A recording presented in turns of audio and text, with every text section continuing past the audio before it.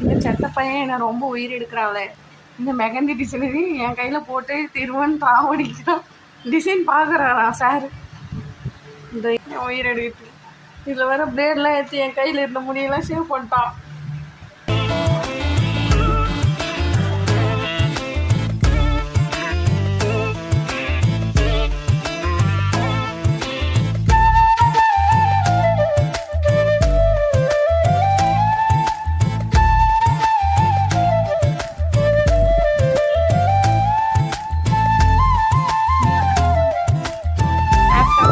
ஆயிடுச்சுங்க.